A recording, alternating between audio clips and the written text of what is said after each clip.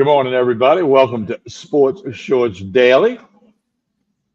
Oh, Ronnie jumping in and out. He's being mobile today. There you Hey, go. There Ronnie. you Good go. morning, sir. Good morning, TK. Hope everybody's having a good one. Sports Shorts presented by LeBear's Casino over here in Baton Rouge. And of course, TK joining us from Court Street Cafe as he does each and every Monday. TK joining us over there downtown Port Allen, less than 5 minutes across the Mississippi River Bridge from downtown Baton Rouge. You can be at Court Street Cafe for breakfast, lunch during the week. And of course, we're presented by the Louisiana Sports Hall of Fame. I'm joining you courtesy of lasportshall.com, lasportshall.com. Go on there, check out all the goings on. Oh, by the way, TK, we'll announce right now that November 17th, we've got our celebrity golf tournament presented by Relief Windows and LeBear's Casino. Going to happen Monday, November 17th, 10 a.m. at the University Club Golf Course.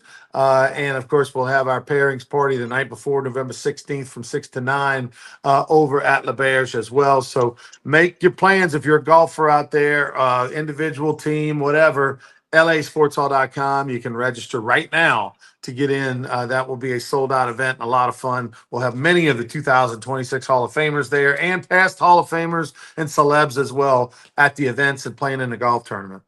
All right, TK, the good LSU knocked off your alma mater, the Southeastern Lions. Looked better, didn't cover.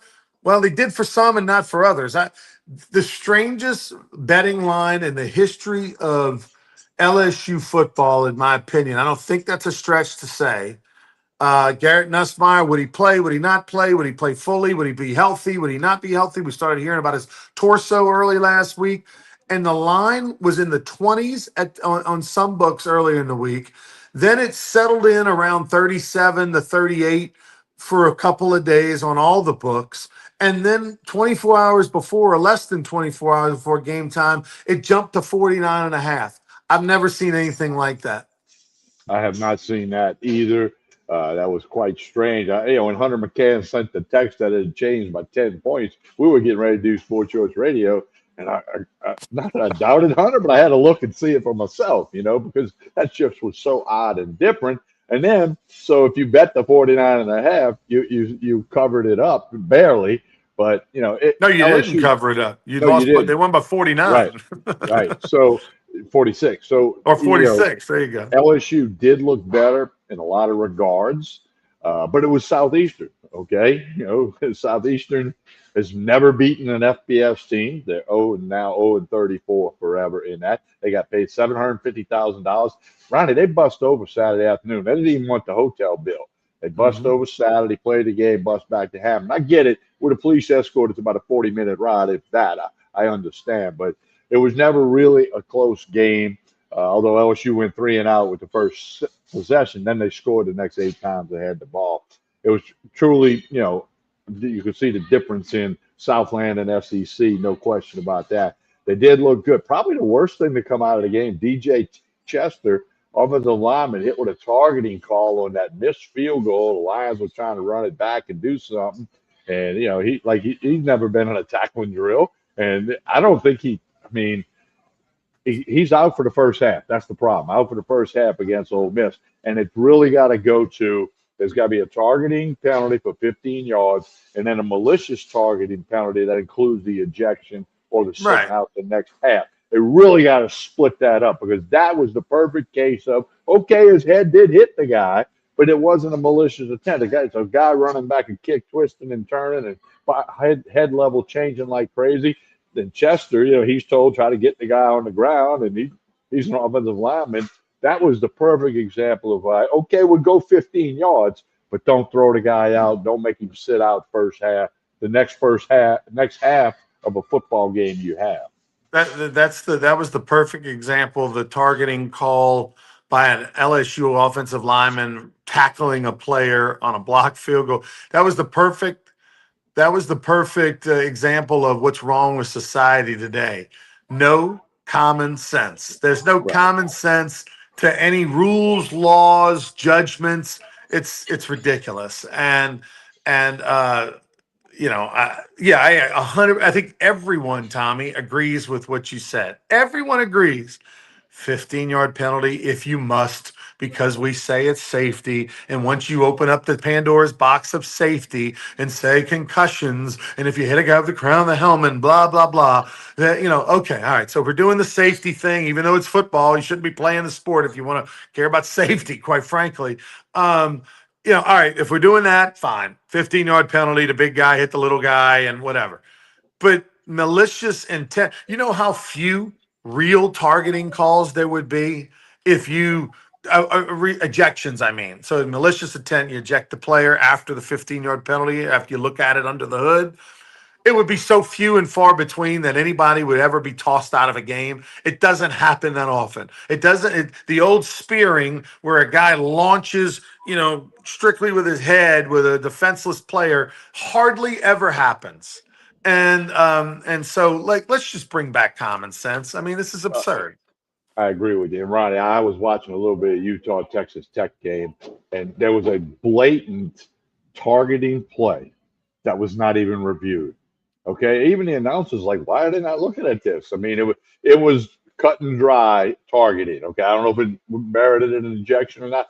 Wasn't even reviewed. And Ronnie, I've talked for So years. inconsistent. Yeah. I've talked for years how the referees in the NFL can't keep up with the skill set of NFL players getting up and down the field. I've said for 20 years that the NFL put two more refs on the field, it'd be better officiated. Like if you go back 40 years when they added a third ref in basketball, everybody got their hair on fire. It's a better officiated game.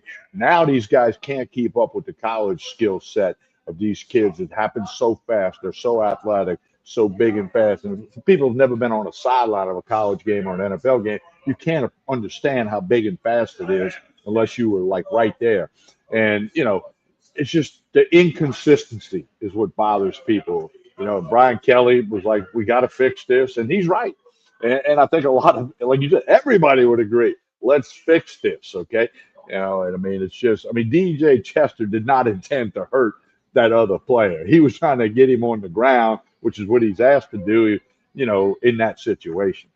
So LSU takes care of business. Garrett Nussmeier looks good, even though it was an inferior opponent. He did what he needed to do, made some nice throws on the run. He scrambled for a first down with that was nice. He moving to his left, kind of threw somewhat across his body a little bit and made an accurate throw back of the end zone. So he did some nice things.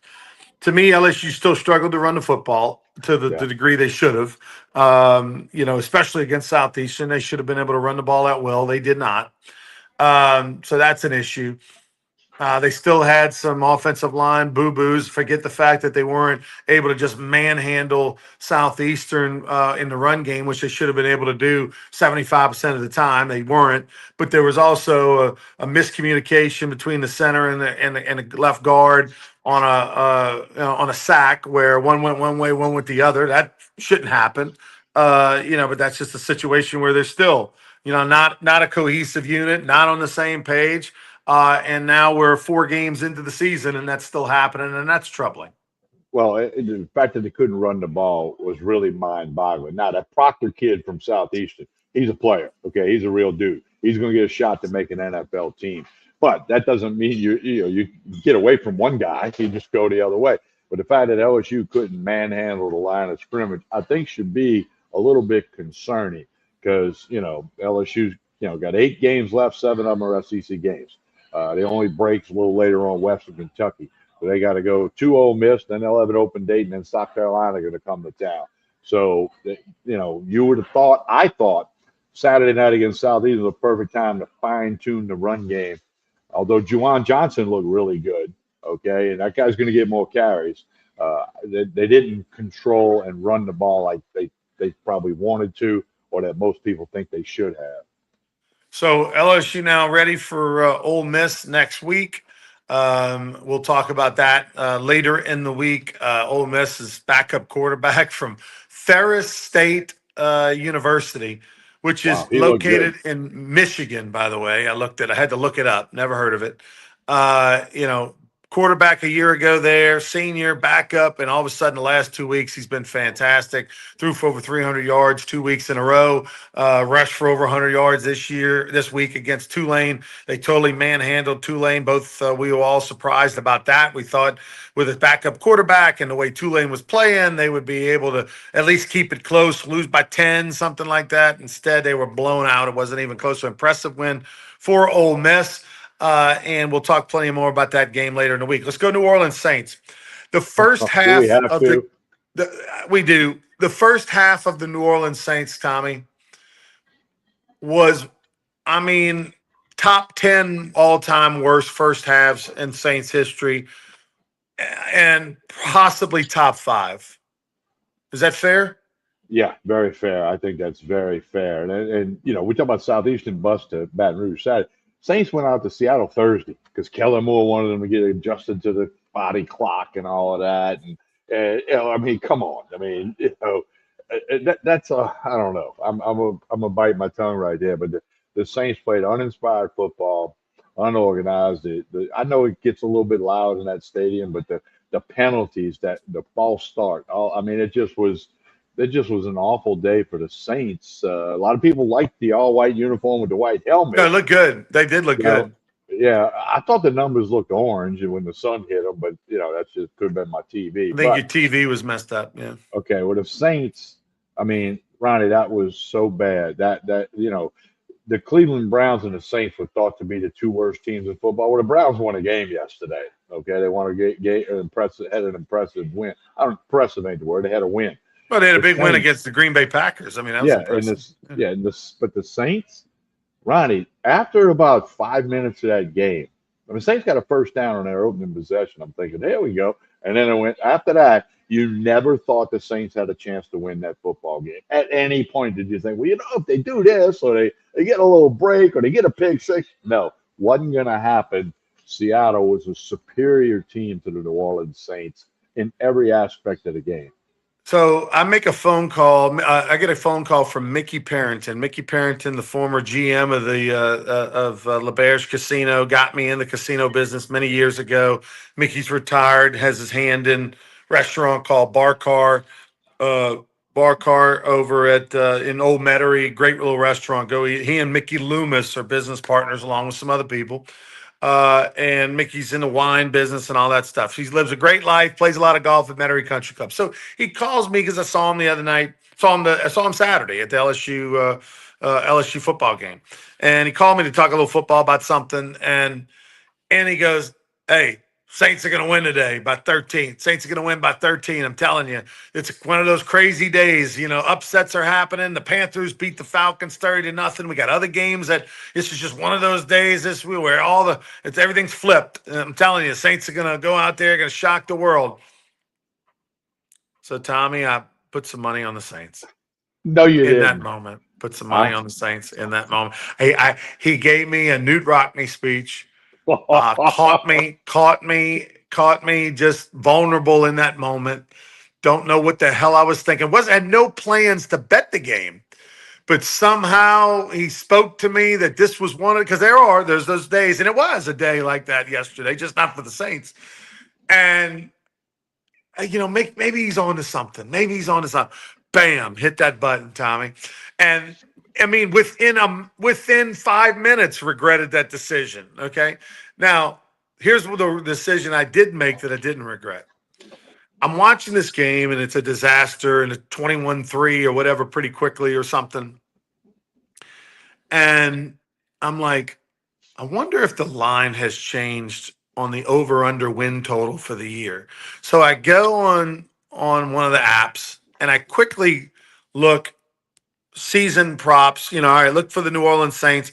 You know, 5.5 win total. It was like minus 180, I think, Tommy. Like you bet $180 to win $100, right? 4.5 win total. It was plus 105. All right. So you're betting on the Saints to win 4 games or less. Keep in mind, they're 0-3. Okay. They've only got 14 games left to go.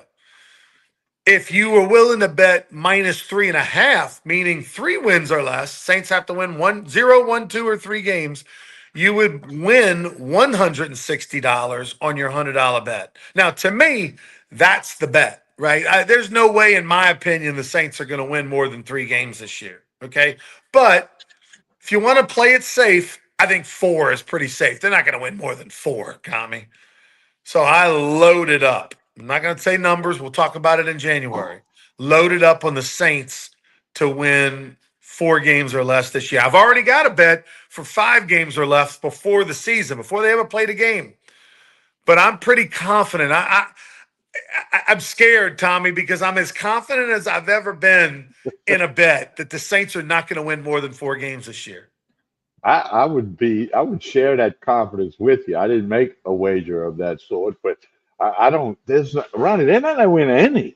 Okay, and Skip Berman was saying the football gods. Law of One averages. Sunday it's Right. going to be their day. Somebody's going to have a bad day. Somebody else going to have a bad time injury, whatever. But Ronnie, they ain't winning 4 games. Ain't no way. Ronnie, I bet Seahawks -7.5 yesterday. I bet it actually Saturday while we were doing radio. And as my old pal in Las Vegas, Dave, would say, I was in the rocking chair from the second quarter on. I knew that was a winning bet, and it was going to be a winning bet, and it was a winning bet. So, but anyway, so yeah. But Ronnie, they're not going to beat the Bills. They're 15.5-point dogs. That's a huge number in the NFL. On the road this coming Sunday, the Bills, who are 3-0 and looking great and Super Bowl contenders, whatever. Oh man, Tyler Shuck even got in the game the other day. I don't know. It's just there's not a lot of hope for the Saints or the Saints fans. I'm nervous, TK, because I'm telling you right now, go look and see if -4.5 is the play, Tommy. Because if still like what the value is on it, I'm sure they had to adjust the line after that game. But I got +105. I got almost basically a little better than even money to bet the Saints would. I think I love my bet. I mean, I love it. I love Right, my we bet. got a message from Jacksonville, Florida, actually Ponte Vedra Beach. Saints going to go 3-14, according to Yeah, somebody that loves Sports Shorts Daily and Sports yeah. Shorts Radio, and I think he's spot on. I like teams at the end of the season might run into other teams that got nothing to play for too, kind of thing, and or you run into a team that just got hurt by the injury bug, and they lost 2 quarterbacks or something or whatever. Maybe it's a battle of the backups, and Saints are at home. I don't know. Things can happen, right? But that roster is atrocious. We knew it was atrocious. The Saints roster was Saints were picked to be the worst team in the NFC by many publications. Arguably, right there with the Browns as the worst team in the NFL by many publications. So they are who we thought they were. Okay, and the Saints, and they just don't have the pieces, man. They just don't have the players. And then you start losing a bunch of games in a row or whatever. Then all of a sudden, assistant coaches start thinking they're going to be fired. Players start thinking, man, this might be it. The veterans go, why did I come back? Whatever. So anyway, that's my takeaway. It's a very bad situation. I don't think it help fixes anything this Saturday this Sunday in Buffalo. Tough on the Saints fans. Saints fans deserve better, but there's no magic wand you can wave. It's going to be tough. By the way, I'm waiting to see when all the polls come out and stuff like that, or all the polls out with the with college football, because shouldn't LSU tumble in the rankings because their win against Clemson means nothing now? Okay, they got blown out by Syracuse at home. They're now 1-3. The win against Florida means nothing. They went down to Miami, hung in there, kept it somewhat close, didn't score more than 10 points again. Just awful. Florida's 1-3. Are they 1-3? Yeah, 1-3. Yeah. So, at some point, we got to be honest. And LSU's offense didn't look great. At some point, we got to be honest. If we're being honest, when you're comparing resumes and all that, but right now LSU's getting the benefit of the doubt. They're holding strong, but their wins. They're number 4. They're 4 in both polls. Their wins, yeah. So they fell in one, right? Yeah. Their wins are not as impressive as we thought they were. Now that can all change this week at Ole Miss, a ranked opponent on the road who, offensively we know is going to figure out a way to score some points. LSU's not going to, I don't see a scenario in any way, shape, or form where the Tigers defense goes in and holds them to 10, 13 points. So you're going to have to score some points to win this game this week. I agree completely. And Ole Miss now a 2.5 point favorite. It was 1.5. It actually moved to LSU's side briefly, but Ole Miss is 4-0, 2-0 in league play, and they want nothing more than to beat LSU. And like you said, I think Kiffin will figure out a way to get some points. They got two quarterbacks that are really good, and he'll have to make a decision as to who's going to play because the guy that came in against Tulane looked really good. And Tulane's not bad. They had a bad day, but I don't think Tulane's a bad team. So yeah, the LSU's kind of doing it with mirrors. But Ronnie, you're 4-0. What was it? Roger Federer, the great tennis great. All I can do is play who's on the other side of the net. Well, all the LSU can do is play who's on the schedule. But it does ramp up now with Ole Miss and South Carolina, and then the gauntlet other than Western Kentucky, which is later in the season. All right. So college football news mentioned so the SEC is going to announce the 9-game schedule tomorrow.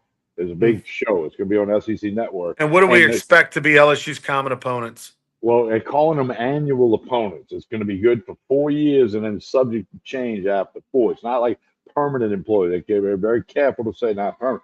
A lot of reports are saying LSU's 3 annual opponents for 4 years would be Arkansas, Ole Miss, and A&M. And you can kind of figure all of those. Those kind of make sense if I had to pull them out of the hat or you said, hey, TK, what do you think? I can go with them 3. That's being reported by numerous outlets. It'll become official when the SEC, decides to announce all that tomorrow evening on a TV special on the SEC network. They'll announce, of course, all the teams will find out, but you can go online and find them all right now.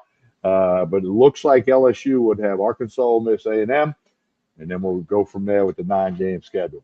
So that means you'd have 6 teams that would rotate out of the 12 available. You got 16 minus 3 plus the LSU 4. So you got 12-team pool, 6 teams. So basically you play a home and a home against 1-6, and then you play a home and a home against the other 6, and that's how you rotate it.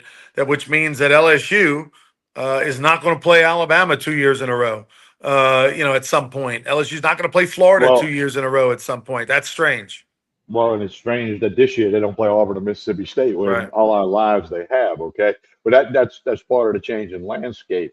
But the other thing is they want you. Every school is going to go to the other school's stadium at least once in 4 years. Okay, because the age-old story. LSU never played against Herschel Walker, never played against Peyton Manning. Now it was less teams in the conference and a different scheduling format back then. But Tiger fans never got to see Herschel Walker, never got to see Archie Manning to go against LSU.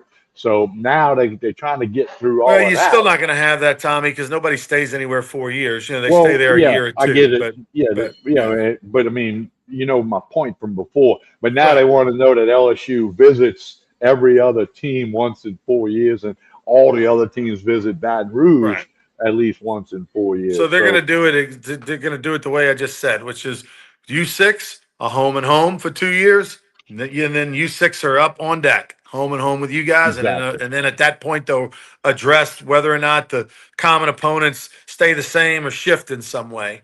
The only other thing that has to be addressed, and it's going to be, with 9 conference games, there's going to be teams that have 4 home conference games and teams that have 5, just because of the math, okay? And the numbers don't lie.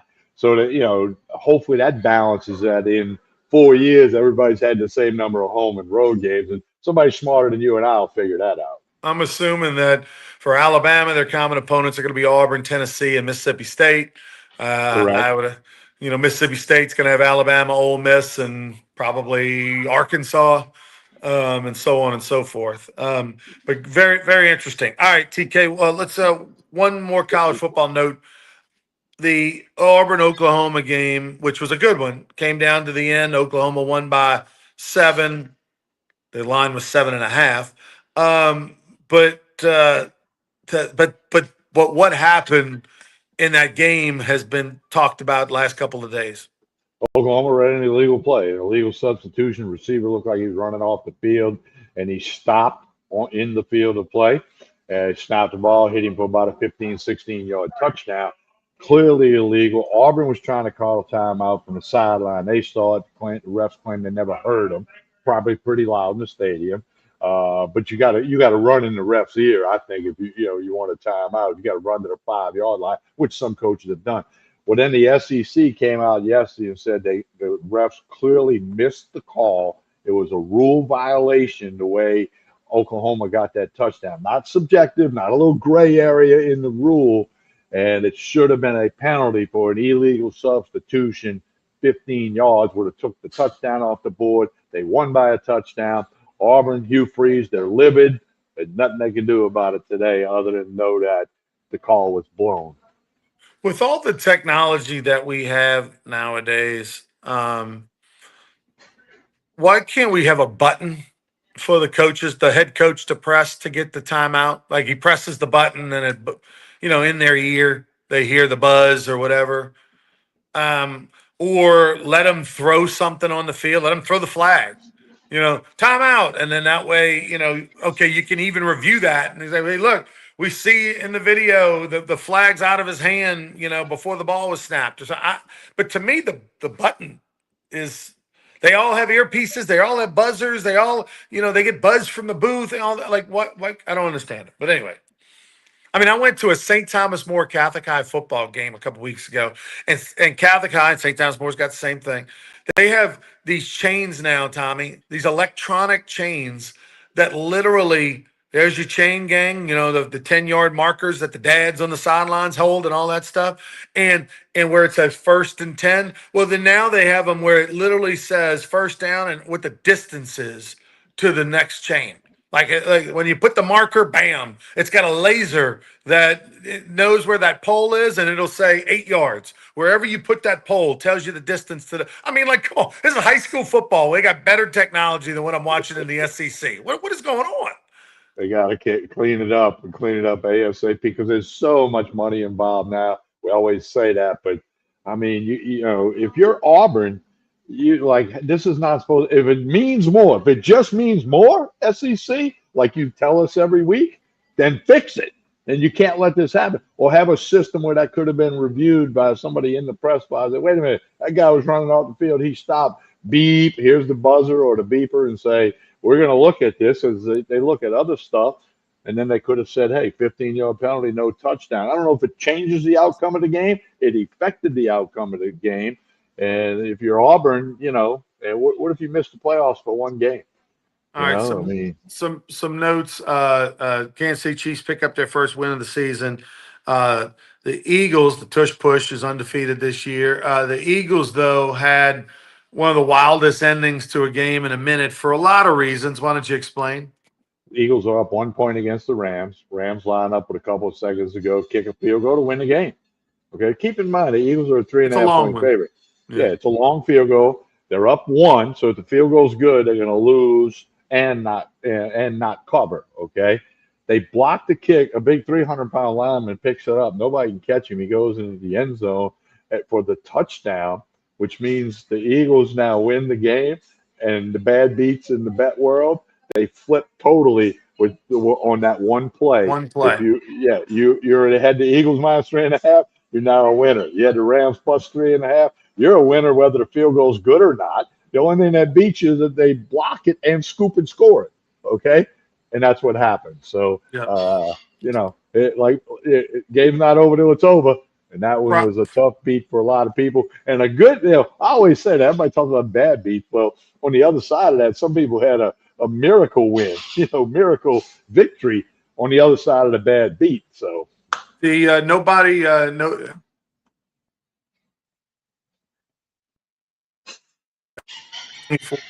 for the Atlanta Falcons, but they got some problems in the ATL. 30-0, the Panthers beat Atlanta, and they replaced Penix with Cousins towards the end of the game. So now we got a little quarterback issue over there because obviously the offense is having its issues in Atlanta, and you got a lot of money in Kirk Cousins, who's a veteran quarterback. It may be a situation where, hey, let's go to the veteran. We're paying him a ton of money. Let's let the second-year quarterback sit for a minute, watch. and get him back in there. But crazy, crazy day yesterday. The Panthers winless, not any longer, destroy Atlanta 30-0, and that could have major ripple ramifications for both teams. It could get the Panthers right, but it could also cause Atlanta to possibly be in a spiral. Tampa Bay wins again, another last minute drive to win a game. I mean, they are Baker Mayfield. It's just incredible, Tommy, how that guy has turned around not only his career, but his persona, the perception of him, everything. He went from being this spoiled frat guy, overrated, sort of Johnny Manziel 2.0 kind of, guy, to now, oh, what a great guy Baker Mayfield is. What a leader. What a just a gentleman. What a, good heart. It's incredible. I mean, whoever his PR people are, hire him, okay? And then also the guy is playing, and Tampa Bay is probably the most entertaining team in the NFL because it's going to come down to the last play every week. It's going to come down to that final drive every week. Well, his image certainly did a 180. When he was in Cleveland, he had more TV commercials than wins. Okay, and then the Bucks wore their throwback uniforms. A lot of people liked those yesterday. So hey, it's an amazing story, the transformation of Baker Mayfield, that has occurred. You're right. His marketing people, his PR people, and him, they've done a good job. And now he's, big time quarterback in the NFL with a team that's won the division 2 years in a row and will probably win it again. Baker Mayfield is solidly a top 10 NFL quarterback. Solid. Yeah, no question about it. So he's definitely on the right path. And if staying healthy, it gives you extra points, he does that. Joe Burrow, on the other hand, does not. And Joe Burrow, out for the season, it looks like, with the toe injury, and the Cleveland, Cincinnati Bengals, my God. They don't even resemble themselves after they went on the road to Minnesota and just absolutely take it to the woodshed.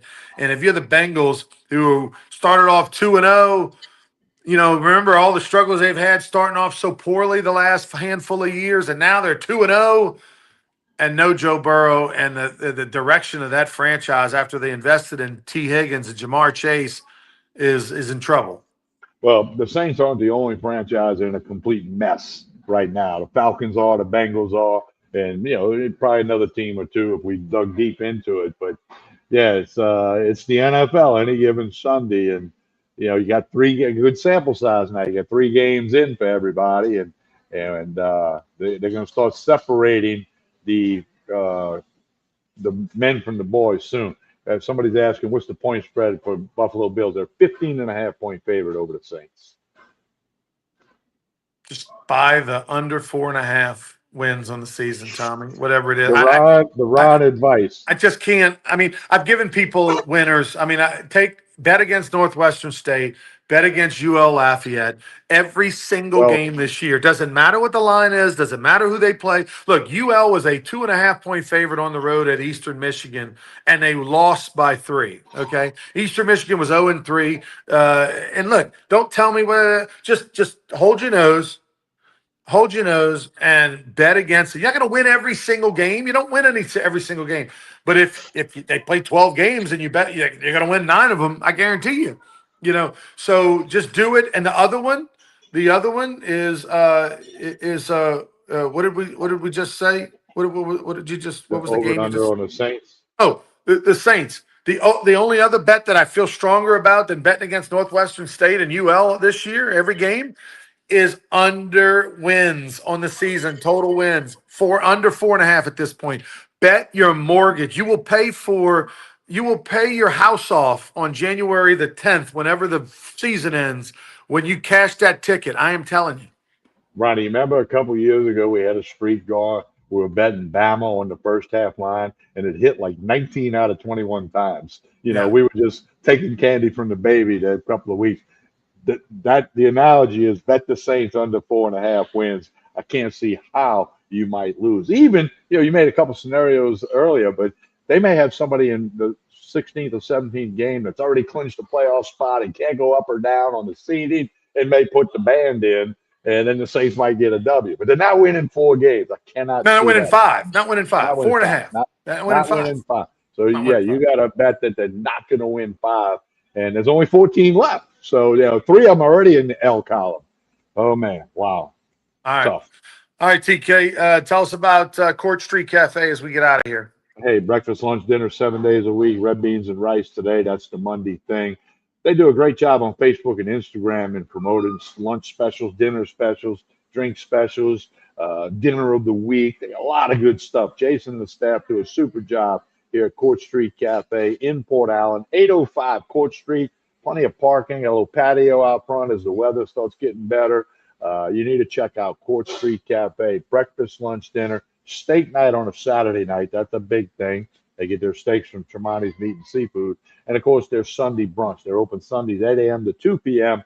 Do the brunch with the mimosas. And the food here is really, really good. I highly recommend Court Street Cafe in Port Allen. Hey, like and share this show, whether you're watching on YouTube, Facebook, or X. That helps out everybody. Like and share this show. We appreciate everybody watching and making the comments. It's much appreciated. Next episode of Sports Shorts Daily, Wednesday morning. Spread the word. Have a great Monday and a great week, everyone. We'll talk to you soon.